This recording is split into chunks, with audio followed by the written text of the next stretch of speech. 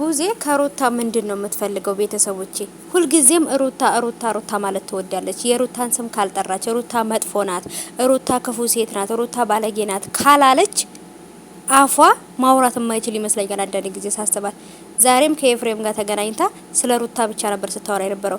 አብርሃም ከኔ ጋር ካልሆነ በህይወት አይኖርም፣ የኔን ህይወት አበላሽቶ አይቀርም፣ እንደዚህ አደርገዋለሁ እያለች ነው የምታወራው። ስለዚህ ያ ሰው ለኔ ካልሆነ ትቼው እኖራለሁኝ እንጂ እንዴት እንደዚህ ትላለች፣ እንዴት እንደዚህ አደርገዋለሁ ትላለች እያለች ታወራለች። አንቺ ለወንድምሽ የተቆረቆርሽውን ያህል ለሩታ ስሜት አልተቆረቆርሽም ማለት ነው አንቺ ድፍድፍ።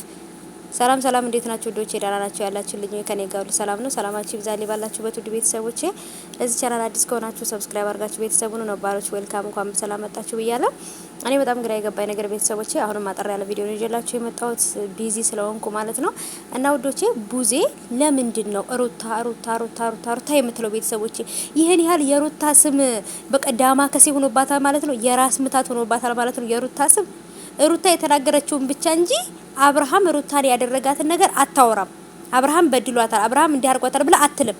ሩታ እንደዚህ አድርጋዋለች፣ እንደዚህ ያደረገችው አሁንም ቢሆን እኔን እንደዚህ አድርጎኝ እሱ በህይወት አይኖርም ምናምን እያለች እየፎከረች ነው ምናምን ነው እያለች ያለችው። እና አንቺ ወንድምሽ እሷ ላይ ያደረገውን ነገር ትተሽ እንዴት ነው ስለ ሩታ ብቻ የምታወሪው? አንቺ ለምንድን ነው እንደዚህ ለወንድምሽ ብቻ ተቆርቋሪ የምትሆኚው?